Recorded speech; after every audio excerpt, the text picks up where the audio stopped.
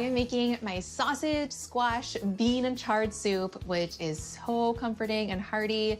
It is sure to satisfy all the farmers and their spouses to the core. And it's all built in one pot. I'm starting with a pound of spicy Italian sausage, which is such a great shortcut to more flavor. I'll brown this sausage over medium-high heat as I break it up with a spoon. Oh, it smells so good already. I'm smelling the fennel. There's a lot of red pepper in this sausage. I like an extra spicy Italian sausage. All right, I'm ready for my veggies. I have chopped yellow onions, celery, and butternut squash. I'll toss these all in. I'll add a good couple of pinches of salt to draw the moisture out of these veggies and help them soften quicker. I'll stir these around, bathe these veggies in the sausage fat, and allow them to soften for about 5 to 8 minutes. As the veggies finish up softening, I'll toss in some fresh rosemary, some garlic, and a couple of bay leaves to infuse the soup with herbiness.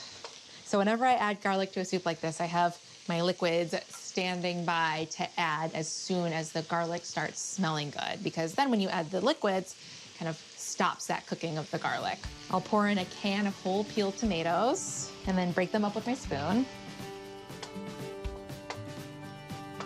And then some beans, a can of chickpeas, and a can of cannellini beans that have been rinsed and drained.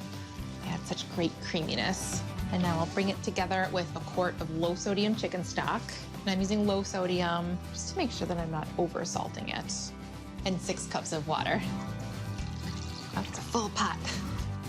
I'll stir this around and bring it to a boil, and then reduce to a simmer and allow this to cook for about 25 minutes until the squash is tender.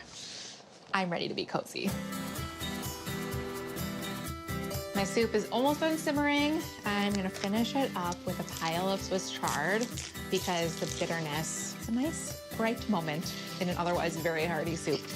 I'm just removing the stems. They're a little bit too tough. I'll feed them to the chickens.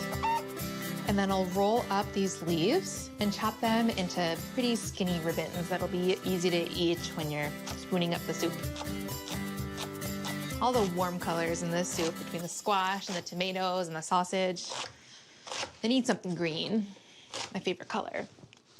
Okay, and I'll pile this in. I like this kind of balance. A little bit of sausage, a lot of greens. It's cooking down already. Yum.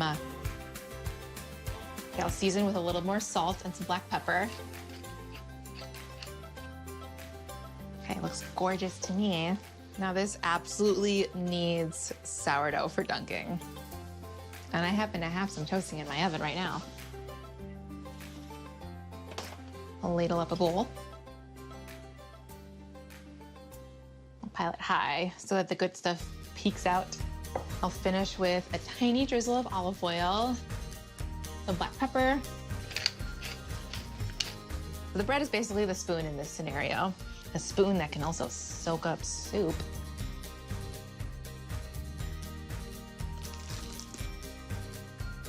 That is one cozy soup. No, that is one super soup.